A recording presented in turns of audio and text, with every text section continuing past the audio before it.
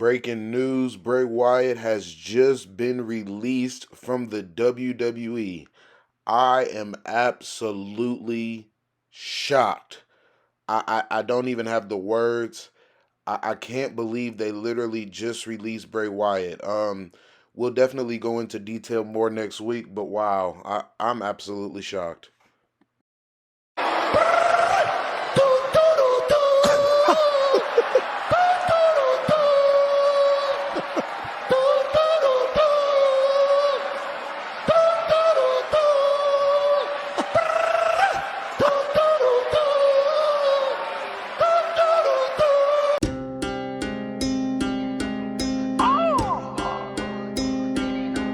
Circle,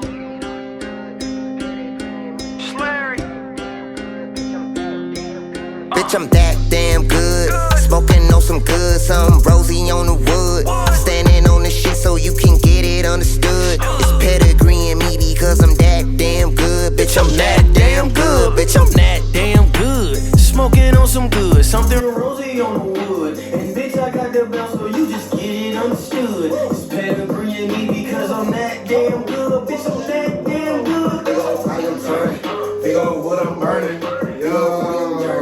Big ol' books I'm burning. I put it in a designer, but you know Rigo behind them. Come on, they give it that way, yeah. She ain't delivering like China. Earning my stripes like referee. I put a ring on the symphony. Me and the team is building a legacy, winning and going separately. It's time to play the game. What it do, what it do, what it do? Ladies and gentlemen, it is me once again, Dame Don. If you listening to this, that means that I didn't completely bore you last week. That you still a little interested. You still want to know what's going on around yonder. You still want to know what's going on around yonder. Firstly, before I do get started, I do just want to say thank you so much for all the support and DMs and messages and stuff like that I received on the first episode. It really does mean a lot. I really am putting a lot into this, and I'm hoping to get a lot out of this. But this is our first official wrestling episode. You see I'm wearing the Becky Lynch shirt. Where is Becky Lynch? We're going to talk about that. We're also going to talk about is Daniel Bryan going to AEW? Is CM Punk on his way to AEW? Are the IICONICS on their way to AEW? These are all things that we are going to cover today in today's episode. Also, before I get started, I do want to say I did get clarification about the smoking on YouTube. I got the clarification that y'all was looking for because you know everybody wanted to be a YouTube expert. You feel me? Everybody wanted to tell me, oh, you can smoke. Oh, bro, don't be y'all thought it was y'all are hilarious. First of all, I'm just gonna say y'all hilarious, bro. But I was told that you can smoke, but when it come down to making money, it'll make it difficult. So you know what that means? I'll be doing. I'll be holding that binder up just like I did last week. That's how we'll be holding it up moving forward. That's how we gonna be smoking on here. I ain't got a drink today, but what I do got over here behind my Anico candle, I got me a nice old shot of Casamigos Reposada. Reposada, you feel me? So look, you probably can't tell, but I've already had like 2 of these. But yeah, you already know the drill. Take your shoes off, sit back, kick back, spark up, take a shot, make your drink. I'm about to take my shot right now. Let's take it together. Y'all want to take it together? Y'all ready? Y'all ready?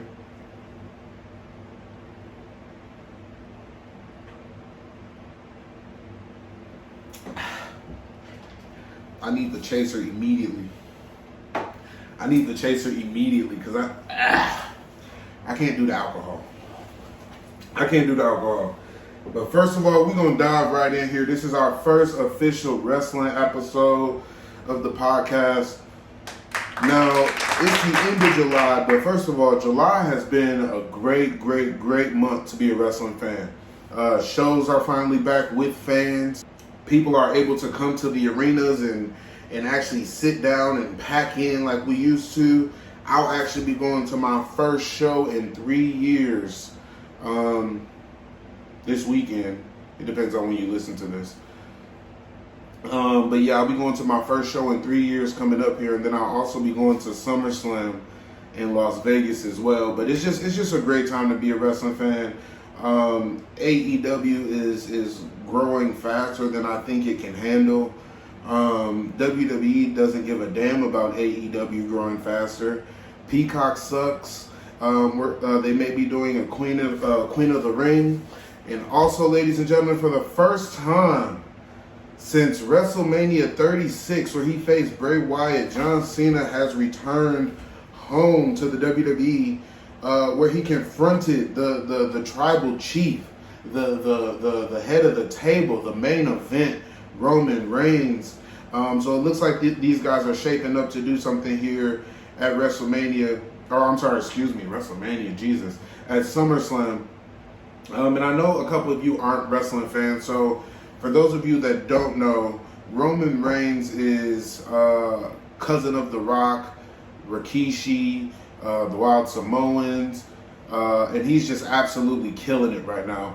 They finally turned him heel, which is a bad guy. Heel is a bad guy. Babyface is a good guy. They finally turned him heel, and so he has just been thriving. He's been thriving like no other. Literally, he's literally just been on a completely different level. So I think we can expect to see John Cena pass the torch to him in some way, shape, or fashion at SummerSlam. I do feel like this match at SummerSlam is going to be like a passing of the torch, kind of like we had with Trish and Charlotte a couple years ago when Trish came out of retirement and had the match with Charlotte Flair, and she basically passed the torch to Charlotte. I think that's what we're going to be getting another example of. So Cena came back at Money in the Bank. The last time Cena actually wrestled was in front of no fans because of the pandemic. So the last time we seen Cena was just through the TV. So when he came back, it was absolutely electric. It was electrifying in the building. Everybody didn't expect it. I didn't expect it. I know that there was rumblings and things like that of him coming back, but not this soon at all. I did assume he'd be at SummerSlam just because of the rumors and the dirt sheets and things like that. But honestly, I'm somebody, I take the dirt sheets for a grain of salt. I don't really believe them. Meltzer's not really my guy. I don't really care about Meltzer, I'm sorry. I'm entitled to my opinion, as is he entitled to his. But yeah, Cena's back. I'm expecting to see something about Roman and Cena at SummerSlam, and it looks like they're throwing Finn in there too, according to last week's SmackDown. Before we keep going with the show here, I do just want to say that there was a tweet that was made in regards to Eddie Guerrero, and this fan basically tweeted that Eddie Guerrero wasn't a legend. Let me pull this tweet up here. The fan stated this, and I did blank his name out because, you know. So the tweet stated, Eddie Guerrero was a B-plus player at best, and people only hold him in such a high regard because he is dead. And this caused the entire Twitter to literally come out after this guy. The entire wrestling Twitter came out, and Mick Foley was tweeting, WWE was tweeting Viva la Raza things.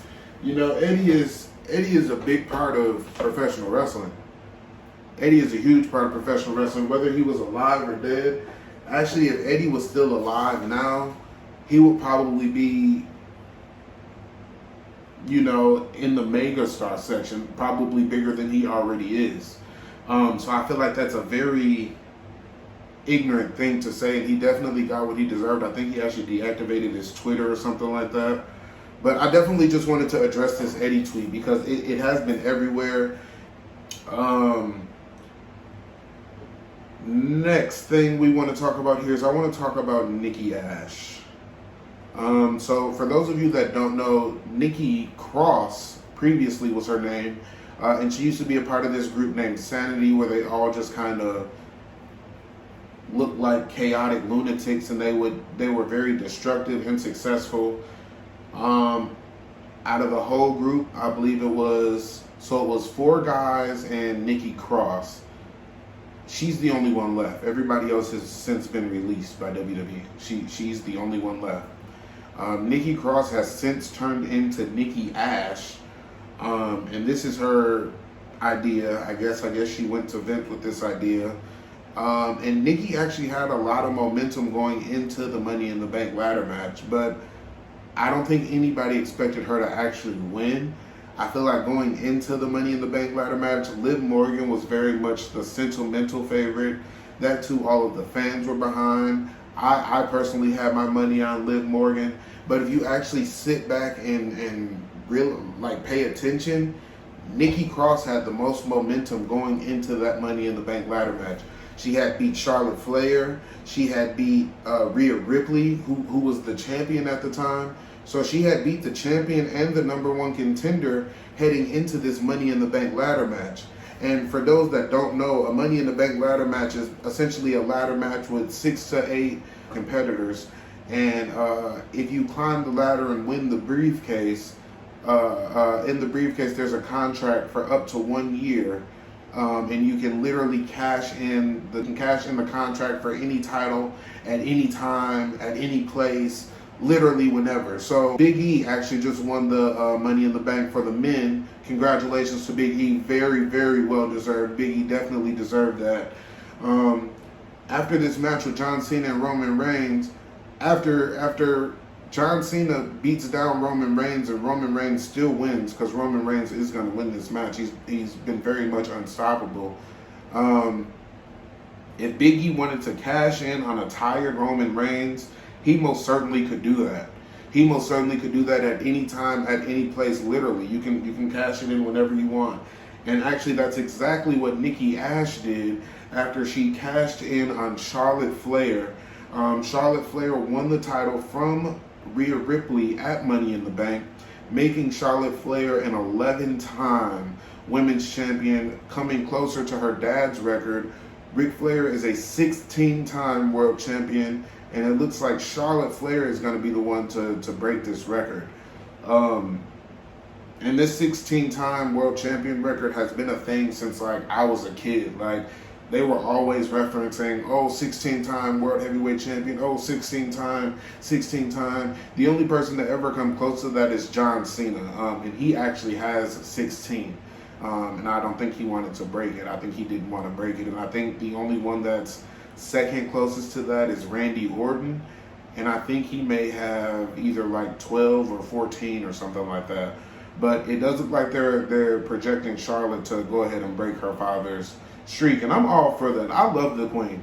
I know Charlotte gets a lot of hate. A lot of people do not like Charlotte Flair. I love Charlotte Flair. Charlotte Flair is also an Aries like me, and Charlotte Flair just knows that she is the best. Charlotte Flair simply knows that she is that bitch. Charlotte Flair is that bitch, and she knows it. That's what makes Charlotte Flair that's what makes Charlotte Flair Charlotte Flair.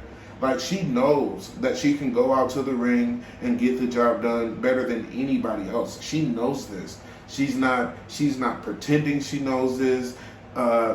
This is not something that they're telling her in the back and telling her to go out and say. When Charlotte walks through that curtain, even if you don't know who she is, you're looking at Charlotte who is this?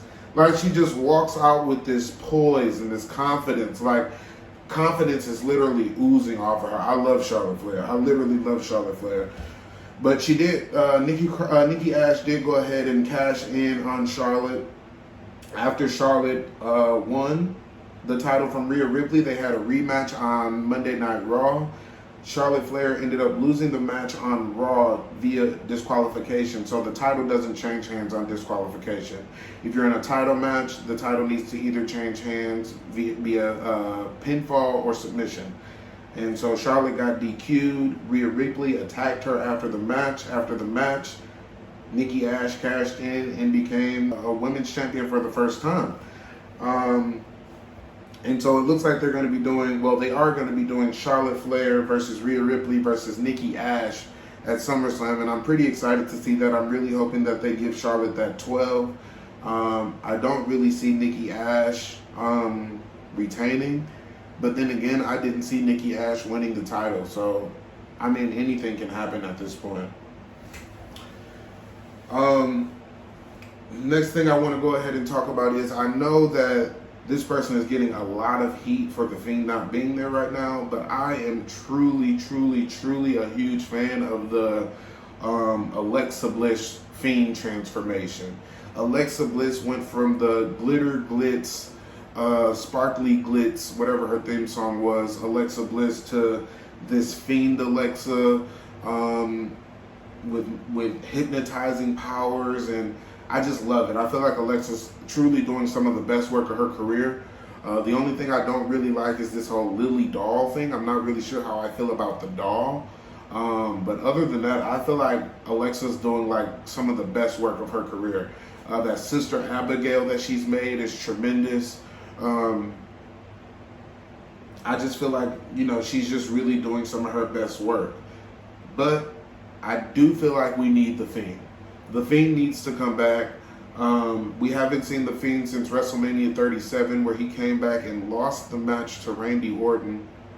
And it was also put out that The Fiend hasn't been around due to him having some mental health issues after Brody Lee passed away, which was a wrestler in AEW that just kind of passed away out of nowhere. He may have had previous health issues privately, but it was nothing that the fans knew about or anything like that. It literally just kind of came out one day that he had passed. Bray Wyatt and Luke Harper is what his name was in WWE. They were in a tag team, and they had became really good friends. And so he just kind of unexpectedly passed, and so Bray Wyatt hasn't been around really since, because he was kind of coping with that. I guess Vince McMahon didn't like the shape that he was in. From what I read, Vince didn't like the shape that he was in when he came back for WrestleMania. And so Vince just wanted to give him some time just for like his mental health, just to, you know, that's a death is a lot to process for sure. It's definitely a lot to process. Back to Alexa though. I feel like Alexa's doing something with Eva Marie. I'm not really sure what Eva Marie and Alexa Bliss have going on here. I personally love Eva Marie. Everybody knows that Eva Marie is a terrible wrestler, so they are coming back and they are literally putting the heat on Eva Marie. They're having Piper do all the work, and I'm not calling her Doudrop or Doudrip or whatever her name is. They need to just let Piper be Piper. They put Piper Nevin with Eva Marie, and they changed her name to Doudrop. They need to just let Piper be Piper. But I do feel like being paired with Eva is going to elevate Piper in a way, because you have to remember when Nia Jax first came in, Nia Jax was the muscle for Eva Marie. And you see what that's done for Nia. And Nia is also related to Roman Reigns and the Usos and the Rocks and all of them. So, I don't know. Like, this could turn out good for Piper. I'm a very strong believer in like waiting to see the full story. I know that nowadays everybody just kind of wants the result right away. I'm okay with knowing in 2 or 3 months Piper's probably going to beat Eva Marie's ass. Like, I'm okay with waiting 2 or 3 months for that. I'm okay with them building up the tension to Piper wanting to whoop her ass, and not just one day her being like, oh, I'm Piper, I'm going to whoop your ass. They're clearly building up to a point where Piper is going to snap and she is going to whoop Eva Marie's ass. When this happens, perfect. I'm absolutely loving Bobby Lashley as WWE champion. Bobby Lashley is only the second black WWE champion, first being Kofi Kingston. People try to throw The Rock in there. I guess you can throw The Rock in there if you want to throw The Rock in there, but The Rock is Samoan, so I'm not throwing The Rock in there. So Bobby Lashley is the second black world heavyweight champion to me. Bobby Lashley's been great. He's been on a whole nother level. The only thing I think we need now is the Hurt Business. The Hurt Business was not something that was experienced by live fans. That was something that was in the pandemic era. So we didn't get to experience the Hurt Business live. And actually, when they just had a promo and they all came out to the ring, I was like dying for the crowd to chant like, Hurt Business. So like they know that this is what we want. Like, because clearly they see the tweets and they don't care about the tweets. Like, they need to know, like, in the arena. I'm really happy that Jeff Hardy got his No More Words theme songs back. I'm really happy about that, but unfortunately Jeff Hardy has come down with COVID. So we do wish Jeff Hardy the best and a speedy recovery. I was actually very excited to see Jeff Hardy, but I don't believe he'll be at the show now due to him having COVID. I'm not really sure what his whole 14-day quarantine leave thing is, but it doesn't look like he'll be at the show. And he also had a meet and greet scheduled here as well, so it'll be interesting to see who they put in his place, or if they're just offering refunds, or how that's gonna go. Now, I want to take a second here, and I want to take a pause because I know this is a touchy subject. I want to talk about Keith Lee. Now, I know that Keith Lee has been very, very absent for the past 6 to 8 months. And since he's come back, he's lost. But I do not want people to panic. First of all, let's talk about his absence. I feel like Keith Lee was not there because they sent him home to lose weight. I'm not sure what the real reason is. I personally, truly believe that they sent him home because he's huge. And that's no disrespect, that's no knock, none of that. But I think that's why they sent him home. You see, once he came from NXT, Vince put a shirt on him. He had him wearing like this slinglet type thing, the same thing he's wearing now. He used to wrestle shirtless and all type of stuff. So I truly believe that they sent him home to kind of slim down, tone up. I feel like maybe that's what it is. Keith Lee did actually say that he'd be telling his story soon, so I guess we can be on the lookout for that. He tweeted that sometime last week, so I guess we can be on the lookout for that. Yeah, but I mean, Keith Lee has lost to champions in the last 2 weeks. I feel like we can't really hold this accountable. Now, I do feel like they completely backed themselves into a corner, backing Keith Lee against Killian Cross. Why would you even do that? Why would you even do that? That's not something that they should have even done. They kind of fucked themselves, I feel like. I feel like they really fucked themselves in that aspect because, first of all, Keith Lee hasn't been around for 6 months. The internet has been crying for Keith Lee for months. So then when Keith Lee is back, his first match back, he answers an open challenge to Bobby Lashley. Cool. He loses that match. Okay, that's fine. Next match is against Killian Cross. Loses that match too. But it's against the NXT champion, but he's still losing the match. They could have had a DQ finish. They could have had a count out finish. They had him pass out or tap out or something like that. Like, it's completely unnecessary. It's completely unnecessary. Let's move on over to NXT. Thank God Samoa Joe is cleared. Samoa Joe will face Killian Cross at the next takeover for the NXT Championship. And after that match, I project that Cross and Scarlett will head on over to Monday Night Raw full time. But it does look like Samoa Joe will become the new NXT champion at this takeover. Well, that's what I'm predicting anyway. I'm a huge fan of Frankie Monet, or Frankie Monette. I'm not really sure how to say her name. I still call her Tower of Valkyrie. That's who she was in TNA. Wife of John Morrison, Johnny Drip Drip, America's Most Moist Wanted. Speaking of America's Most Wanted, can we just back up here for a second and talk about the matches that Ricochet and Johnny Drip Drip have been putting on? I'm really happy that Ricochet is finally getting some type of recognition because Ricochet is a great hand. He truly is a great hand. But jumping back, John Morrison's wife, Frankie, has been in NXT, and she's been absolutely killing it as well. They have Mandy Rose down there in NXT. It looks like she's kind of scouting or something like that. I feel like this NXT move for Mandy is going to be tremendous.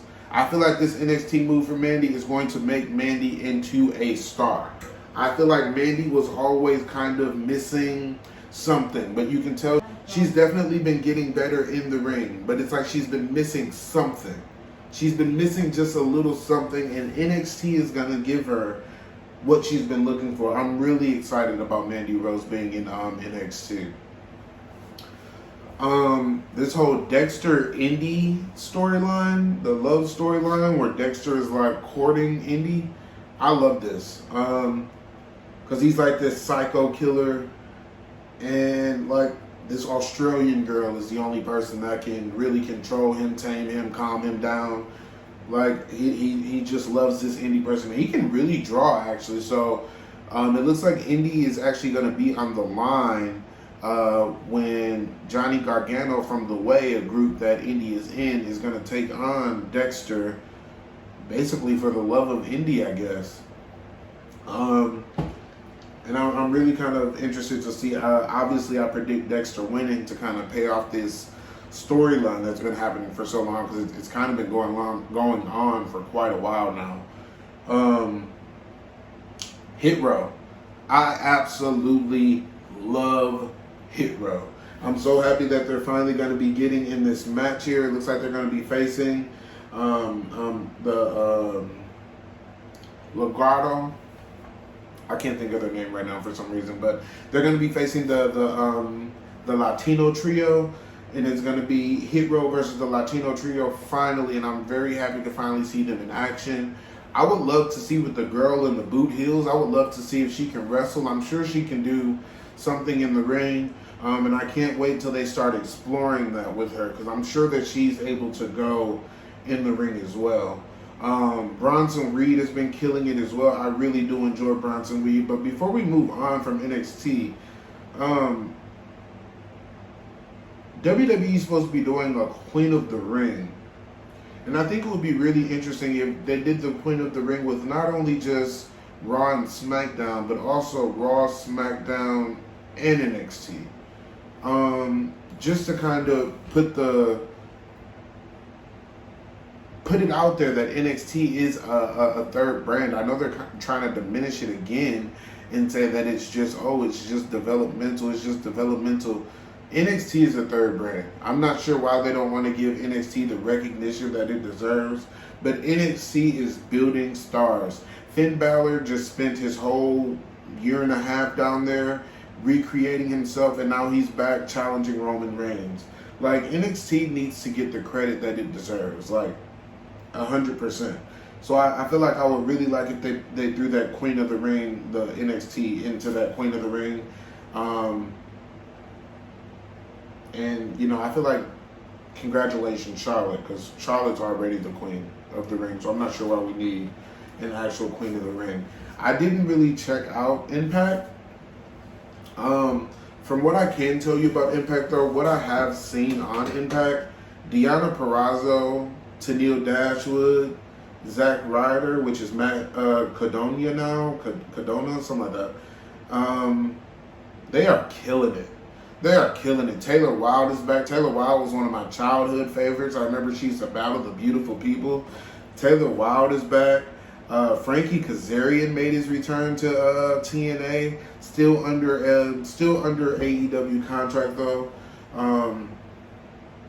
Speaking of this AEW contract, because AEW is doing partnerships now with Impact, Japan, and Indies all over the place, and that's fine. But why is Kenny Omega Impact's champion? I feel like Kenny Omega as their Impact champion, it's not doing anything for them.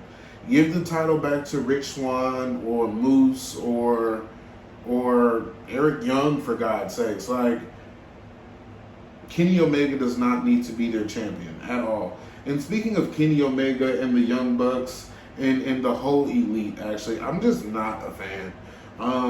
We're just going to go and dive right into AEW. I'm not really a fan of Omega and the Bucks, and my dislike for the Bucks, it's not something that's really new. I haven't liked the Young Bucks since they were Generation Me in TNA in 2010. Like, they're just not my cup of tea at all. I just don't like them. But speaking of AEW, have you all seen the no DQ death match between Chris Jericho and Nicolas Cage or Nick Gage? First of all, this is probably I wasn't too familiar with who Nick Gage was, and after watching his style of wrestling and after watching this match, I see why I have no idea who Nick Gage is, or who I didn't know who he was, because it's just not my style. Jericho hurricaned him into a sheet of glass at one point.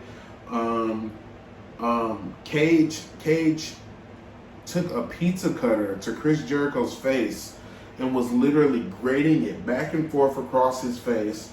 And then right after the scene, there's a Domino's commercial that plays, and Domino's ended up releasing a statement saying, "Hey, we didn't know about this." Like, they even threatened to pull all of their commercials from AEW because he was slicing him with a pizza cutter.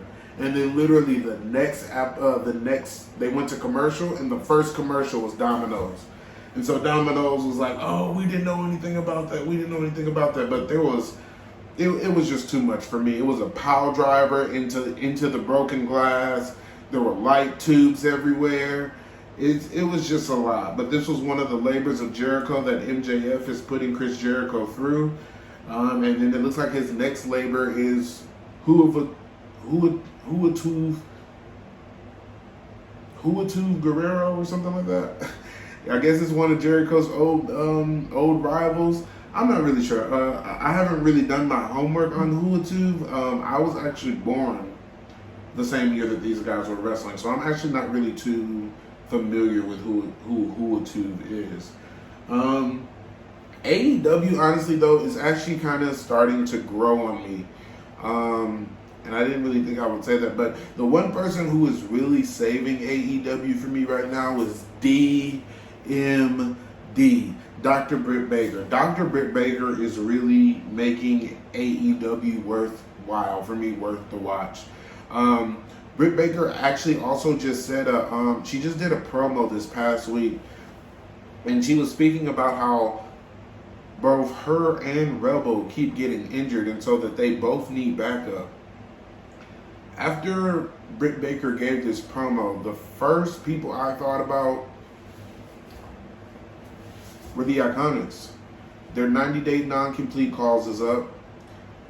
Peyton Royce, Cassie Lee, her husband works at AEW already. Sean Spears works at AEW already. Also, you have to take into consideration Peyton's favorite wrestler growing up was Eddie Guerrero. Chavo now works at AEW. Vicky now works at AEW. So she's definitely, I definitely feel like the IICONICS are coming in for backup as Britt Baker. And not only is AEW growing on me, but apparently it's growing on everybody, because they just received their 1 millionth viewer. They got 1.1 million views this week for the third week in a row. So apparently AEW is not only growing on me, but it's growing on everybody from the looks of it. It looks like it's growing on everybody but Vince McMahon, actually. Vince McMahon just did a conference call, and he did a statement basically saying that when asked about AEW, Vince McMahon basically said that he does not consider them competition, and basically said that when it comes down to the talent and their resources, maybe we can give them some more. So maybe, actually, I think I have Vince's statement here, just so I can pull it up here.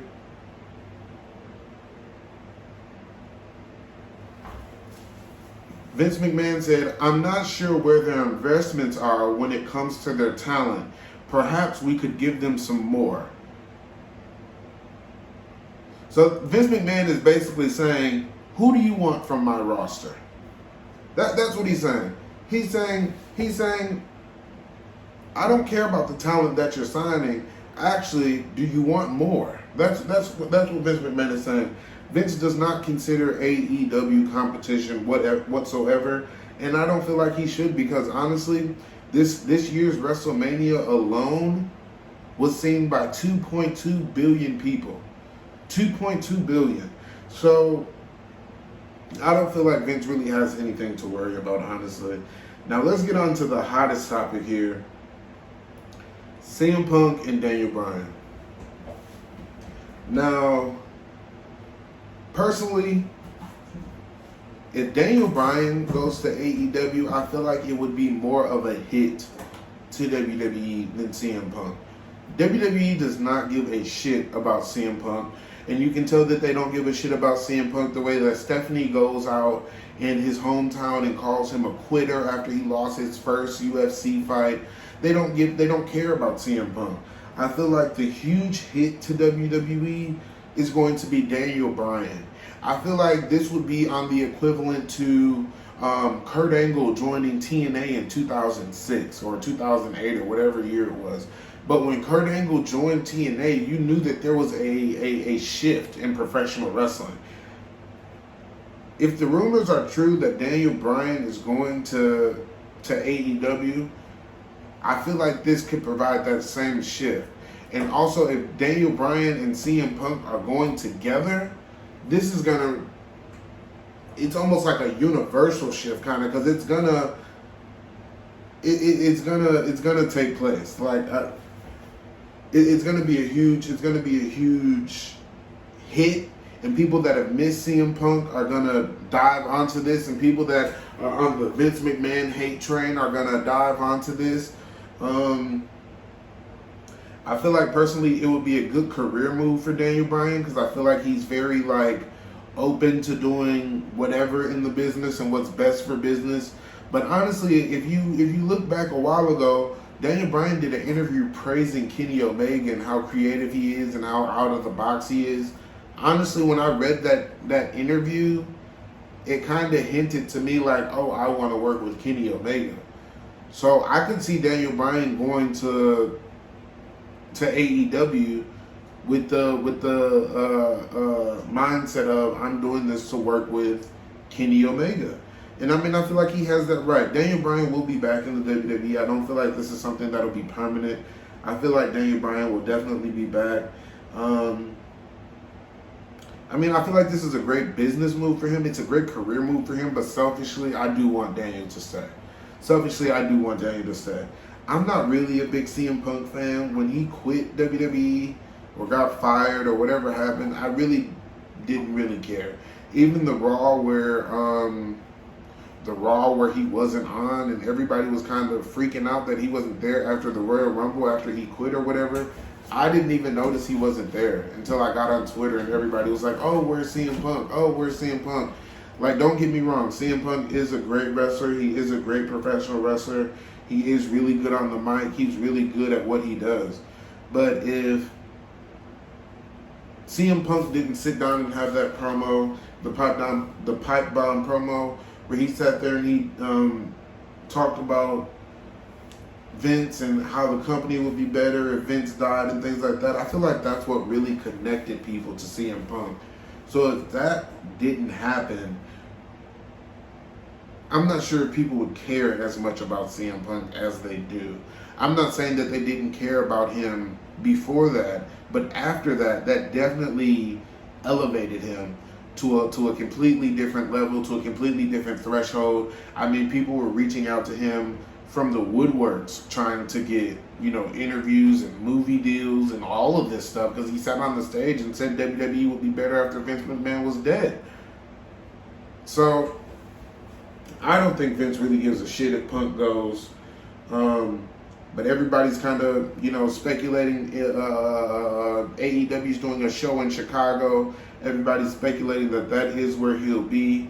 And then the speculation actually kind of grew after Darby Allin's promo, where he said that in AEW you have to prove yourself even if you're the best in the world. And then it also did look like this morning, well, not this morning, but shortly before I recorded it, AEW pretty much sold out of that arena in Chicago. Not completely sold out, but I mean, it's looking, the seats are, it's only like nosebleeds left. And I mean, granted, their tickets are only $15, $25, true, but they are selling out of bigger arenas, which means their audience is growing. And technically, they haven't mentioned CM Punk without the whole best in the world comment. So I feel like this will be really interesting to see. This will be really interesting to see who goes where, when they go, how they go, if they go. Daniel Bryan going to AEW is definitely a bigger hit than CM Punk going, in my opinion. But Daniel Bryan is also one of my personal favorite wrestlers. Daniel Bryan is one of the best technical wrestlers I feel like I've ever seen. He's on the level of Chris Benoit. And it sucks that you can't even kind of compare them because of Chris Benoit's situation. But Daniel Bryan definitely has a lot of similarities to Chris Benoit. I'm not sure if he like grew up watching Chris Benoit or looked up to Chris Benoit, because we can't mention Chris Benoit, so I'm not really sure. But I think this will be a very interesting move. I think this will be interesting for not only Punk, but for Daniel Bryan as well. But when it comes down to who's bigger, Daniel Bryan would definitely be a bigger move to AEW than CM Punk would be a bigger move. And Punk hasn't been in the ring in like over 5 years, so there has to be some type of ring wrestle. Of course, you'll get over that. Wrestling is like riding a bike, so I've heard, but I don't know. We'll see. We'll see. But just jumping back to WWE right quick, I just want to say that Roman Reigns and the Bloodline are absolutely killing it. Roman Reigns and the Bloodline are absolutely killing it. It's going to be really interesting to see what happens at SummerSlam, exclusively on Peacock if you're in the United States. Am I the only one that hates Peacock? I absolutely hate Peacock. I really wish that they didn't sell the WWE Network or do whatever they did with the WWE Network, but Peacock sucks. I hate it. Like, it's taken away my whole like wrestling experience. I don't even like sit and watch the events like I used to anymore. Or even when you're watching a live pay-per-view, you can't pause it live. You can't rewind. So if you're like 5 minutes late to a pay-per-view or 10 minutes late to a pay-per-view and like you missed the first match, you can't go back and watch the first match. Like, the first match is just over. Like, I hate Peacock. But it'll be definitely very interesting to see what's going on at SummerSlam. It'll be very interesting to see what's going on tonight's SmackDown. Friday night SmackDown tonight, because tonight is Friday. And we'll go ahead and we'll cover that next week. But in regards to today's episode, that is all I have for you. I thank you guys so much for listening. This was the first official wrestling episode, so let me know what you guys think, and hopefully I'll see you guys back here next week. Make sure you check me out on Mondays. We'll be doing zodiac signs, covering zodiac signs. I got some traits and experiences from my mutuals, and we'll be going ahead and taking a look at that. I thank you guys so much for listening to me and rocking out with me, and I definitely do appreciate your support, and I ask that the support continues, because I'll definitely be, providing y'all with the best content that I'm able to provide y'all with. So thank y'all so much, and we're gonna go ahead and spark up now, because I was actually supposed to spark up, but I just dived right in. We'll be smoking on the Zodiac episode, y'all, I promise. See y'all later, man. Got a cold shoulder for a fuck nigga if he prove he a mug. I'm pulling up, I got the hammer. I threw an X on the banner. She ain't there throwing that ass at me, but I wouldn't fuck if she Bama. She call me Billy like badass, I call her Billy like Jean. I never stack on the fast cash, even the jacket is jean. If it's a problem, I'm coming direct. I ended up making a scene, cause I've been through hell in a cell.